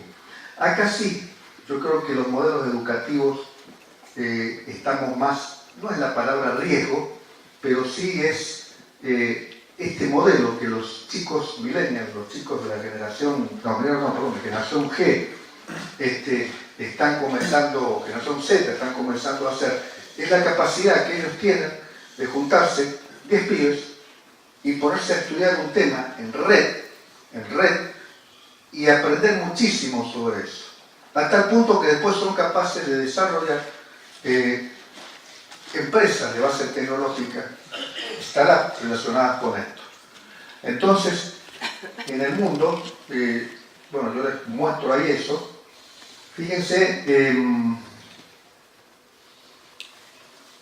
el avión ese que está ahí arriba, que creo que es un 780, ese avión se fabrica en casi 100 países distintos. El avión. Casi en 6 países distintos. Están trabajando todos en modo de red. La gente dice, fabrican una parte acá, fabrican... No es solo que fabrican una parte acá, una parte allá, otra parte allá. Están trabajando en una red colaborativa, de manera tal que llega en una determinada fecha, esas 80 partes distintas del avión, y en 5 días ese avión está montado. ¿Se entiende lo que quiero decir? O sea, hay un nivel de sincronización, de trabajo colectivo, que es increíble, que es impresionante y que ya está permeando el mundo laboral. Y para eso, las redes asociativas plantean esto que ustedes ven allí, el trabajo grupal. Por eso, ustedes van a ver que cada vez van a aparecer acá más, ¿cómo le llaman estos? Factory, las empresas que fabrican software distribuidas en todo el mundo, porque aparte acá nos pagan mucho menos que en otros lados. Ahora, la cabeza de la factory está en Estados Unidos, o está en Inglaterra, o está en algún otro lugar, que es la que junta todas las partes del programa que han hecho en los distintos países y después le dan la integración final, que es un producto de alto valor agregado. Entonces, las redes activas son otros de los conceptos muy importantes dentro de lo que impacta en el sistema educativo actualmente. Por eso, hoy uno de los conceptos que trabaja, una de las competencias que se plantean en cualquier institución educativa, tiene que ver con lo que se llama el awareness, o la capacidad de un chico que tiene que una persona hoy, cuyo trabajo va a tener una media de 5 años, 4 o 5 años, de salir de un grupo y de meterse a otro grupo. ¿Se entiende lo que quiero decir? Y no solo de un grupo a otro grupo, salir de una cultura y meterse a otra cultura. ¿Ah? ¿Se acuerdan que hablan de la empatía? De cómo cada vez en los sistemas educativos ponen más el tema de la empatía. Por esto. Por esto. Fíjense que el proyecto Erasmus, que es un proyecto que vos seguro ahora has sentido hablar y todos lo tenemos que conocer por ahí, es un proyecto europeo de formación, algo que tienen los europeos, muy importante, donde ponen una cantidad de euros importantísimos. Yo tuve la oportunidad de conocer una de las cabezas de Erasmus cuando empezó el proyecto Erasmus, estoy hablando casi 30 años atrás, y ellos me dicen, no te equivoques, no es un proyecto para formar ingenieros, ni para formar físicos, ni para formar historiadores.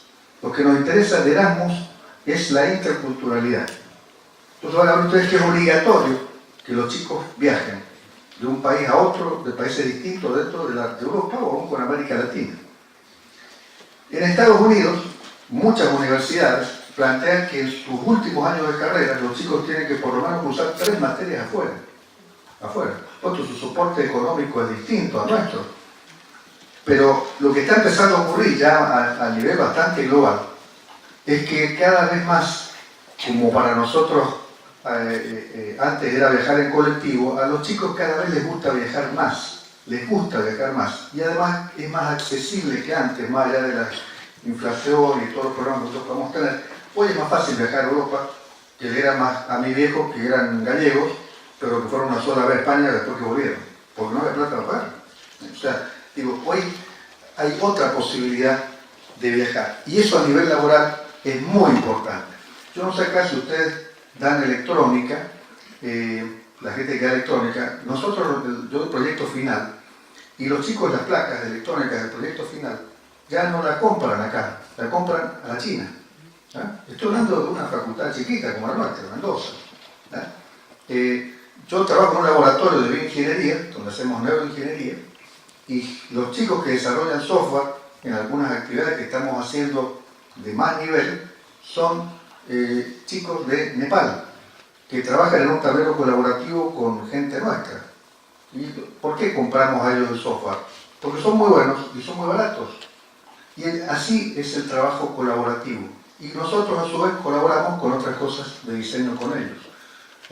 Entonces, ese modo de trabajo se va a imponer cada vez más porque es muy eficiente.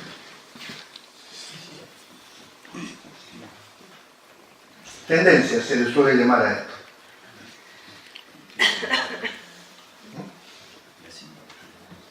Exacto. Yo no quiero entretener mucho más, ni los quiero aburrir mucho más, pero esos modelos que están ahí son los modelos que se van imponiendo en el mundo. Pero yo quiero aclarar que no hay un modelo, sino que es una paleta de modelos. Una paleta de modelos. Digo esto porque el otro día yo estoy en el consejo directivo de la UPN y entonces apareció un docente y dice: yo quiero proponer, voy a trabajar con el modelo del apprenticeship cognitivo, aprendizaje cognitivo, que es un modelo que es realmente tal vez el que más se parece al modo natural en el que aprende el cerebro. ¿Se entiende? O sea, los monitos, por ejemplo. Un monito agarra la nuez, un mono viejo. Agarra la nuez, el palo, y parte la nuez. ¿Se entiende? Parte la nuez. Mono que está ahí enfrente, por sus neuronas espejo, que las neuronas espejo además plantean la imitación, nos dan una gran capacidad de imitación, cosa esencial para el desarrollo de una cultura, pero los monos ya la tienen de manera primitiva. Entonces el mono jovencito aprende a partir la nuez con el palo. Lo ve al otro y hace lo mismo. Ese es el modo natural en el que aprende el cerebro. La pedagogía le llama a esto ahora el aprendizaje cognitivo, que era el viejo modo en que uno entraba a un taller de aprendiz, te decía el mecánico: vos te quedás y no toqué nada, pero mirá. Tampoco lo pagaba nada, pero uno aprendía. Y después te iba dando una tarea: bueno, ahora ajustar la tuerca. Vos lo miraste a él un montón de veces ajustar la tuerca y vos tratabas de hacerlo. Ese es el aprendizaje cognitivo. Aprendizaje del maestro con el discípulo. Llevar esto a un aula con 30, 40 pibetas es muy difícil. Pero ¿qué aparece con la tecnología? Aparece precisamente la tecnología. Entonces hoy los médicos, en este tipo de modelo, con los robots virtuales o con la realidad virtual, simulan cirugías sin ningún problema y las repiten en cuerpos que parecen reales y con guantes que parecen reales.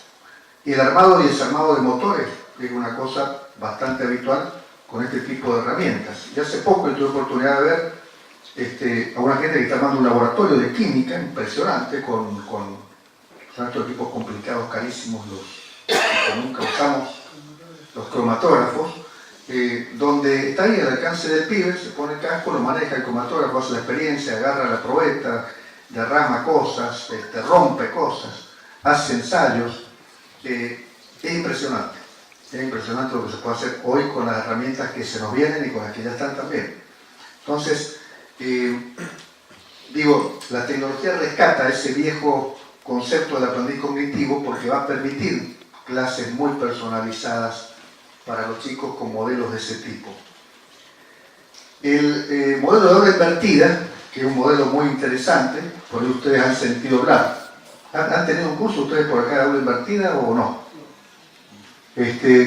Aula invertida es muy interesante porque el modelo de aula invertida lo que hace es tomar una plataforma educativa, puede ser Moodle, por ejemplo, cualquier plataforma de las plataformas educativas, y la ingeniería del armado de una aula invertida es que todas las actividades que el chico pueda hacer solo en su casa, que las haga con la computadora. ¿Está bien? Puede leer, puede buscar información, puede sacar fotos a su vecindario y todo eso llevar, que haga todo lo que pueda hacer solo con la computadora. Lo estoy explicando muy rápido, pero quiero explicarles la filosofía, porque por ahí la gente cree que por tener un Moodle ya estoy... No, es más compleja la cosa. Entonces uno tiene que decir, bueno, a ver de las clases que yo doy, cuáles actividades puede hacer el pibe solo, y además en mi aula, Moodle, por decir una que es de las más usadas, yo coloco las joyitas. ¿Se acuerdan que les decía recién? Yo soy el curador que voy a colocar las joyitas. Yo soy el profesor que voy a colocar los mejores simuladores de física cuántica. A mí estudiar física cuántica me encantaba, pero cuando tuve los simuladores me encantó mucho más, porque ahora puedo ver la onda de Schrödinger, puedo ver el modelo de Rutherford, puedo ver las diferencias entre el modelo de... Y entonces, en el aula yo coloco todo eso, que el pibe juegue, y en el aula real, lo que genero es la actividad grupal, lo que él no puede hacer en su casa solo. Y ahí es donde está la esencia del aula invertida. El docente genera con su grupo discusión, cambios de opinión y todas las actividades que son pensadas desde la óptica del grupo. No sé si se entiende el concepto. Porque la actividad del docente Pero yo, el docente, no hay tecnología que lo vaya a reemplazar jamás. Está en saber manejar esa tecnología. Ahora, si el docente es tan tonto que quiere pelearse con Google y quiere decir, no, yo sé más que Google, y está en el orden, más que la Wikipedia, y está en el orden. No, lo tuyo no es eso, ya dejarle esa tarea a Google. Y decirle al pibe, mira, vos me tenés que hacer búsqueda de esto, pero elaborar. Vos en tu casa y después en el grupo. No me hagas copy-paste. ¿Ah? Ese es un poco el planteo básico de la orden partida.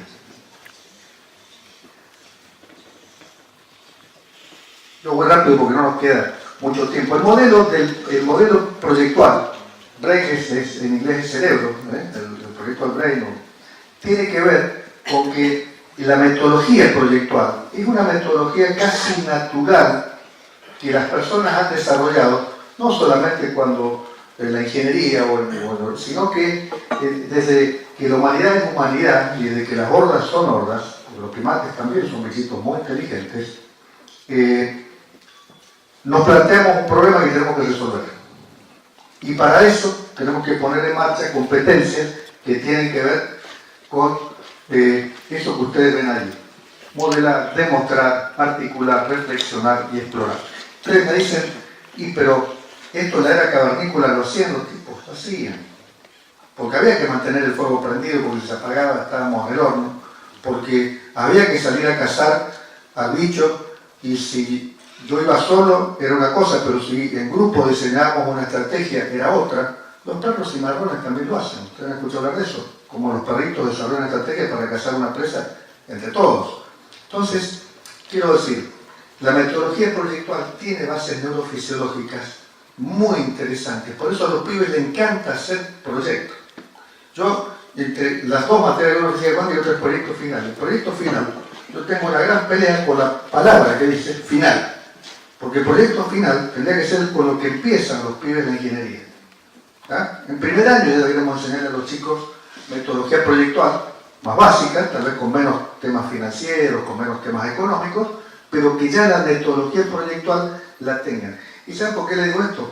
Porque en Nueva Zelanda, en Estados Unidos, aún en España, ya los chicos lo ven en la escuela primaria la metodología proyectual. Empiezan a estudiar metodología proyectual. Busquen los libros y véanlo, pues no le estoy mintiendo de ninguna manera. Y entonces empiezan los pibes a desarrollar una mente proyectual. Empiezan a darse cuenta que para resolver un problema hay que organizarse, que si el grupo se organiza la cosa es mucho mejor y que generalmente hace falta recursos. Entre esos recursos los económicos. Y entonces aparece todo el espectro, todas las dimensiones de lo proyectual y los chicos se empiezan a familiarizar con eso.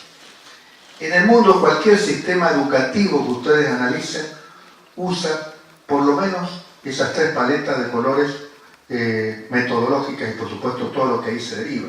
La peer-to-peer también es otra que ustedes van a escuchar hablar mucho, que es dejar, por ejemplo, en Nueva Zelanda, ustedes van a ver las aulas abiertas, los pibes que se juntan entre ellos y discuten alrededor de una mesa o en el piso, discuten la solución al problema, porque han visto que el lenguaje, el peer-to-peer significa par a par, de los chicos entre ellos explicándose temas, es mucho más eficiente a veces que entre un adulto y una persona mucho más joven, o un adulto y un niño. Entonces el pibe le explica al otro con su lenguaje un concepto y el concepto le queda con mucha más claridad.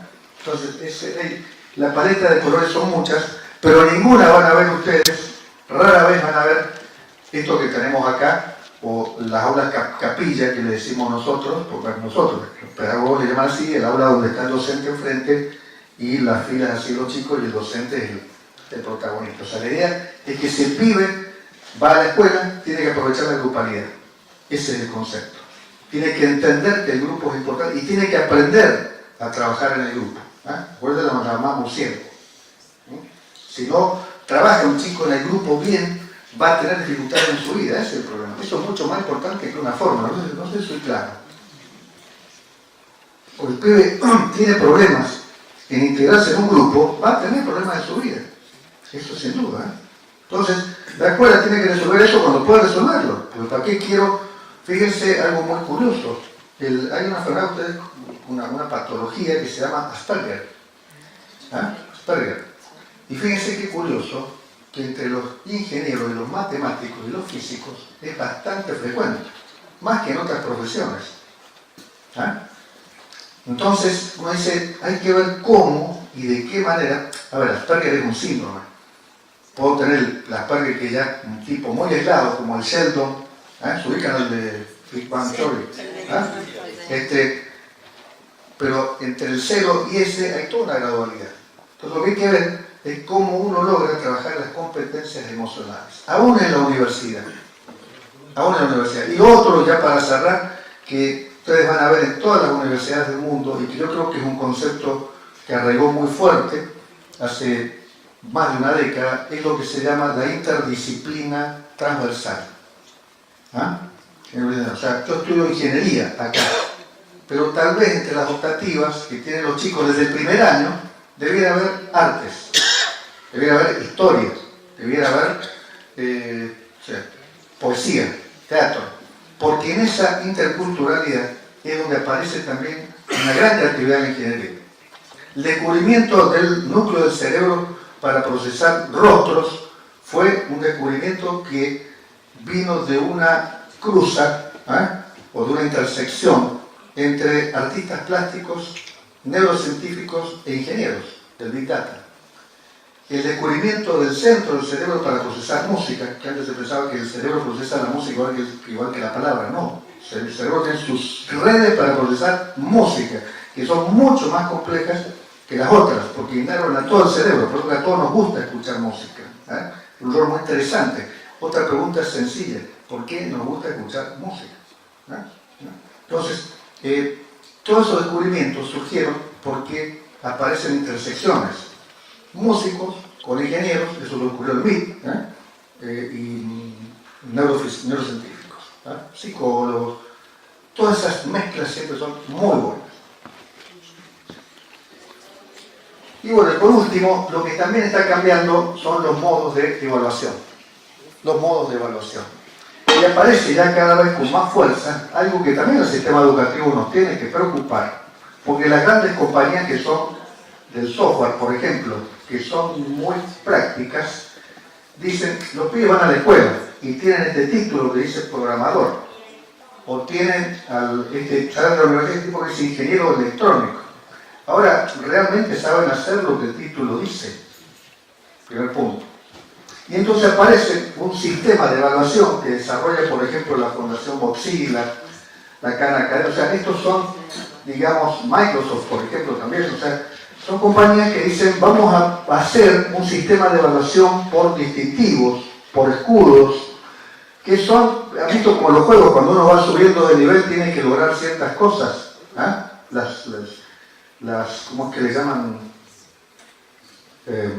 Bueno, tenés que lograr medallitas, por decirlo así. Ahora, para lograr esa medallita, hay que hacerlo. No sé si se entiende el concepto. Nosotros hoy a eso le llamamos aprendizaje por competencia. Pero también lo desvirtuamos muchas veces eso, porque lo que tiene que demostrar el pibe ahí para ganar esa medalla es que ha logrado desarrollar tal nivel de complejidad. Y cuando en esa plataforma que desarrolla Mozilla, un pibe dice, yo en lenguaje C estoy en este nivel, está en ese nivel. Porque para lograr ese distintivo tiene que estar en ese nivel. Entonces las compañías ahora, muchas compañías, y cada vez más, están tomando este estilo de plataforma, que lo desarrollan justamente entre su personal y el desarrollador web, que evalúan al alumno que egresa o que está en un determinado nivel de una carrera universitaria. No sé si se entiende lo que quiero decir.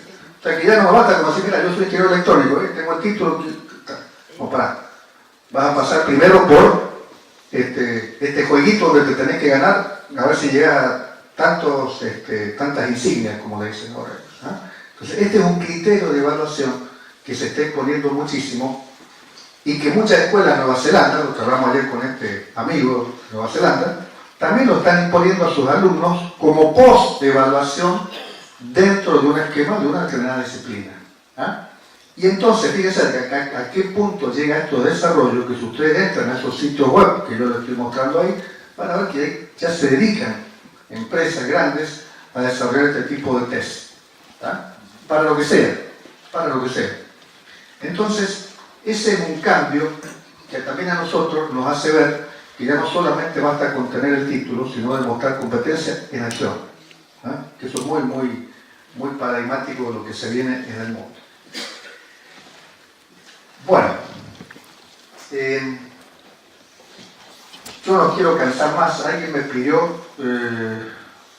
que habláramos con Franco, creo que fue, vos, que habláramos un poco de lo que hacemos nosotros ya para cerrar en Mendoza. Mendoza, yo estoy, como les digo a ustedes, en el Instituto de Ingeniería, y como nuestra disciplina es muy transversal, hace algún tiempo con unos amigos psicólogos, psicólogos cognitivistas, psicólogo cognitivista yo lo separo un poco, si hay algún psicoanalítico acá por lo menos no se me enoje, pero cognitivista es el que no pone tanto a la persona en el sillón a reflexionar tanto, sino que lo lleva a la acción hacia adelante. Entonces un poco planteamos un programa que en el mundo se está desarrollando en todas las universidades del mundo, importantes, Harvard, Yale, California, Stanford, donde lo que se busca es ver cómo se disminuye el estrés de la práctica docente. Porque la práctica docente, no sé si ustedes lo comparten o no, genera gran estrés. Gran estrés. Y lo que es peor es que gran parte de ese estrés que ustedes tienen no lo conocen. Porque el cerebro, el 80% del tiempo trabaja en modo oculto. ¿Se entiende lo que quiero decir? Entonces ustedes no registran eso. Por ejemplo, el cerebro tiene un centro dedicado, el gyrus inferior, intermedio, para procesar rostros, porque el rostro transmite mucha emocionalidad. Por eso un chico autista, o un Asperger inclusive, va a tratar de no mirarlo a los ojos, porque transmite mucha emocionalidad, mucha información emocional. Y para la persona que tiene su árbol emocional con ciertos problemas, es una información muy fuerte. ¿Se entiende lo que quiero decir?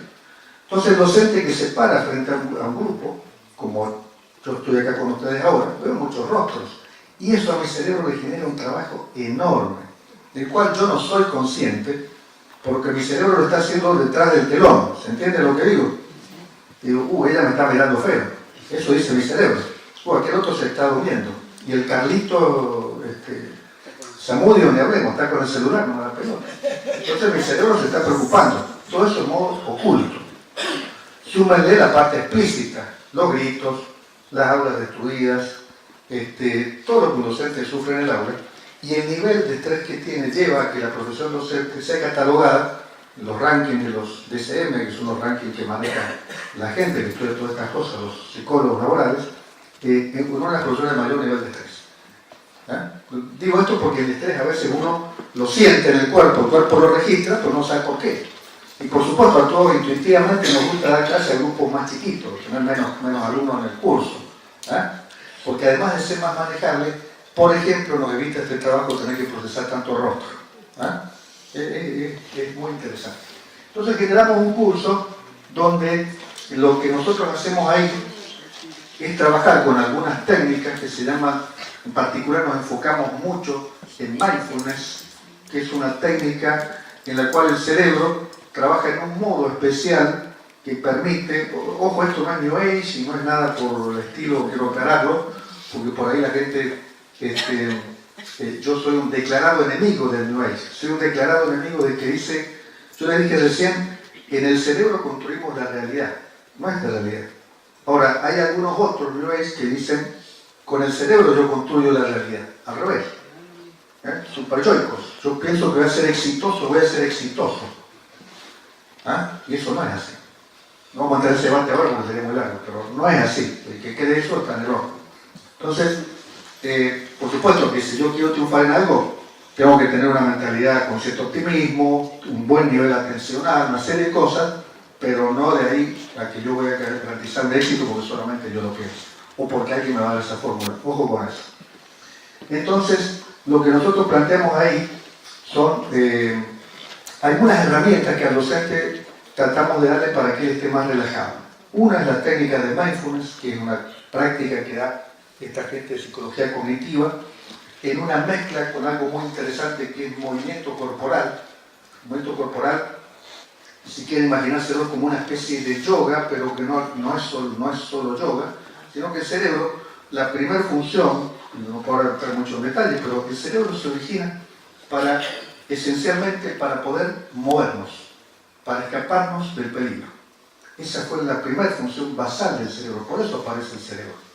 Porque las plantitas en su evolución se quedaron ahí, pero cuando vieron fuego, se la comió la plantita. Cuando vieron un temporal, la naturaleza que siempre busca modelos de supervivencia, desarrolló un órgano que es el cerebro primigenio, el viejo cerebro de más de 3.000 años, para poder escaparse del peligro. Ese es el origen. Entonces el movimiento está muy asociado al bienestar neural.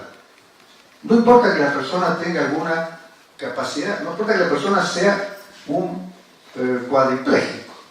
No quiere decir que el tipo tenga solamente que moverse a través de los miembros, sino un determinado movimiento que inclusive puede ser a veces con movimientos de rostro, de ojos. ¿Ah? Los tipos que estudian esto hacen eso y aparecen esas técnicas de movimientos relacionadas con la neuroestimulación. Y damos también algunas herramientas que están relacionadas con la parte pedagógica, esto que nosotros decíamos recién.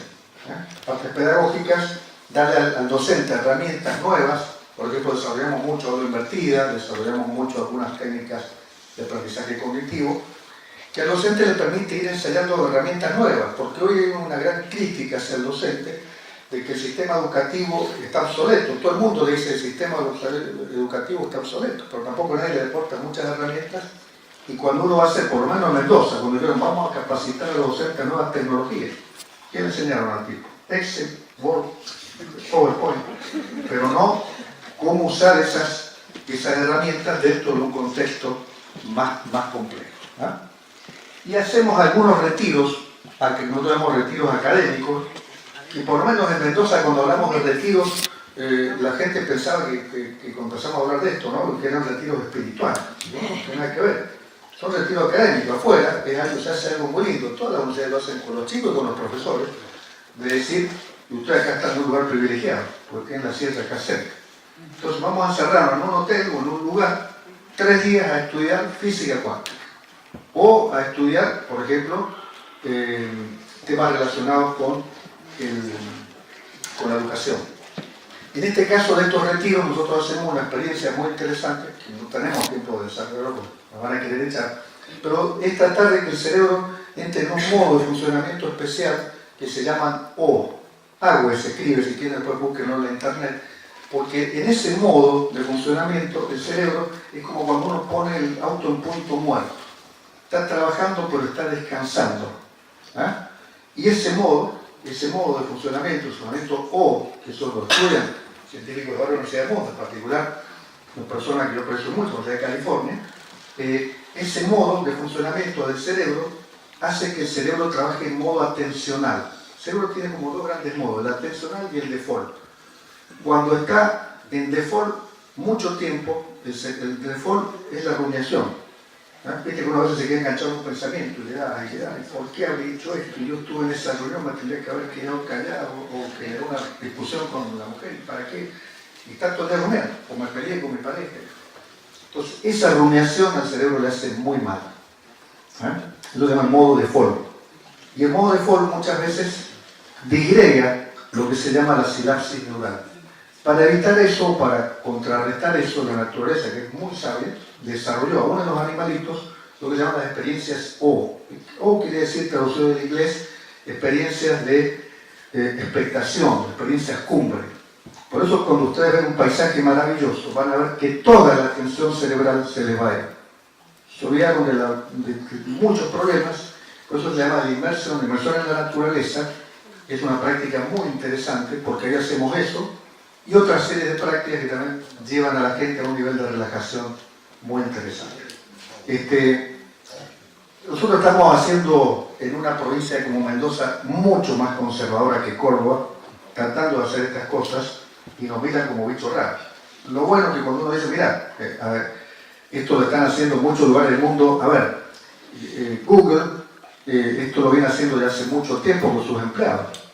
Y no porque sean buenos, igual que Harvard, igual que California, no porque sean buenos, porque han visto que disminuye mucho el nivel de estrés en el grupo y las licencias por razones de estrés o por enfermedad disminuyen también bastante. Entonces esta práctica ellos la tienen de manera casi cotidiana. ¿Ah?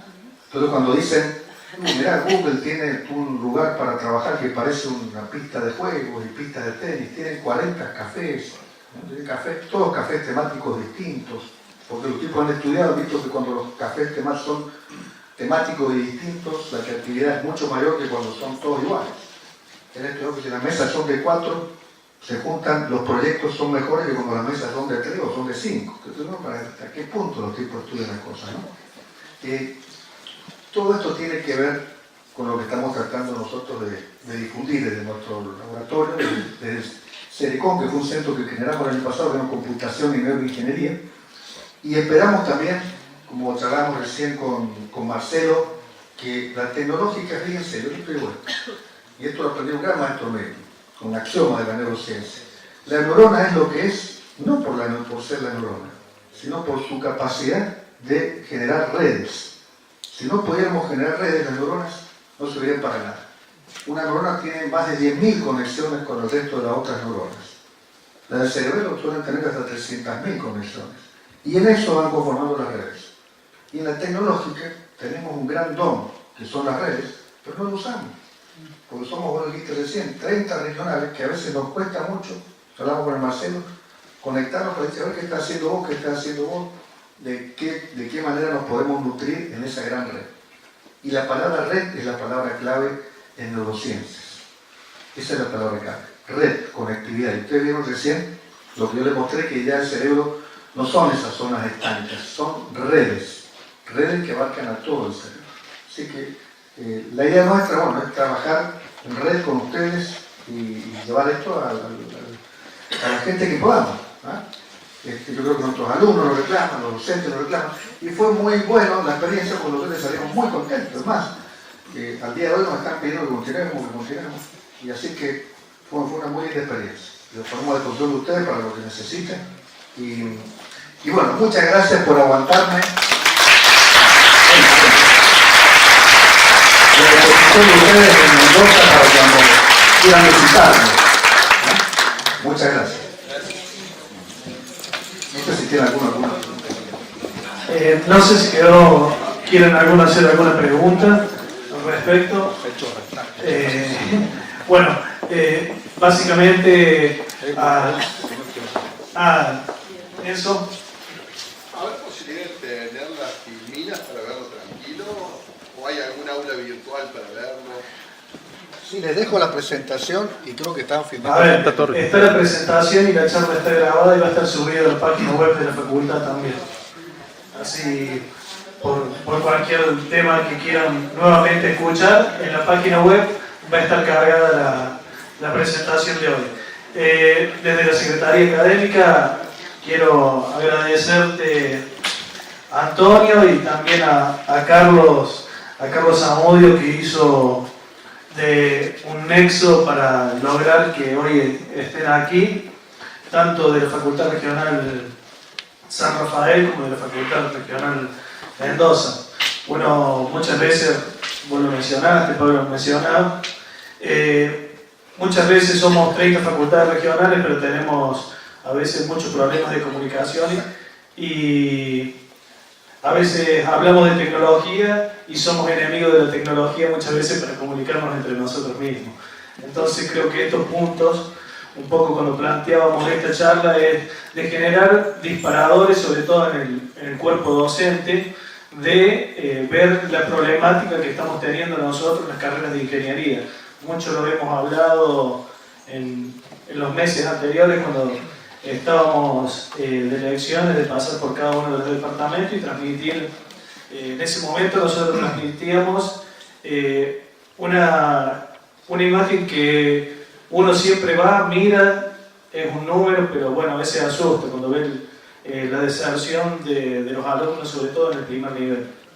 Y la realidad que desde ese momento dijimos, bueno, tenemos que generar algo para tratar de ver en qué estamos errando y hacia dónde podemos llegar a ir para que esos indicadores sean lo mejor posible, sobre todo en el transcurso del tiempo. Uno no puede mejorar de un día para el otro ni de un año para el otro, es un trabajo que se lleva que lleva mucho tiempo, pero bueno, la única forma es generar este tipo de charlas o debates donde se generen distintas experiencias y se puedan compartir cuestiones que se realizan en nuestra facultad como que se realizan también en otras facultades regionales. Por eso fue también muy bueno, entiendo yo, la charla que tuvimos previa a esta, donde hubo un intercambio de experiencia de lo que se hace en la Facultad Regional San Rafael, para que más que nada los alumnos del primer año puedan conocer otras alternativas o metodologías de enseñanza. Simplemente agradecerles a todos y bueno, tenemos un presente acá que le vamos a dar personalmente a Antonio, después a las otras personas que nos acompañen se lo vamos a dar arriba, pero básicamente para agradecerte por llegarte. A ver, a ustedes a lo mejor no le pasan tanto, pues son de una capital de provincia, pero nosotros que somos de una población que no es capital de provincia, siempre decimos de llegarse a el, ¿cómo le podemos decir? Al interior del interior. No, nosotros también somos del interior. Bueno, yo les agradezco mucho. Yo dos cositas les quería decir. Una, primero, que todos estos cambios hay que tomarlos con mucha calma, porque en el docente genera mucha resistencia y es natural que así sea cuando nos hacen sentir que somos trogloditas, que nada decir que todo lo que estamos haciendo está mal. Entonces, lo que hay que empezar a hacer es ordenarse, tranquilos. Por eso nosotros en este curso vimos muy buena respuesta de la gente, porque primero bajamos el nivel de ansiedad. Cuando uno está nervioso no sirve, se pierde la creatividad, empieza la alta competencia, la agresión. Entonces, trabajando esa parte, uno logra grupos más cohesionados. Y después, entender esto que dijo recién Franco, que esto es un proceso de largo plazo. Y tenemos que ir viéndolo de a poco como lo armamos como un rastro. Lo bueno es que tanto Pablo como Franco, que son personas y todo su grupo de trabajo, que son muy jóvenes, creo que van a tener la suerte de ir viendo algunos cambios dentro de nuestra universidad. Y acá los veo, yo en particular le quiero agradecer a Pablo Rosso y a vos esta invitación, pero además los veo con unas ganas de cambiar los modelos educativos que tenemos y hacer que la tecnológica sea una gran universidad, que eso no es poco. Porque sin emocionalidad, nada.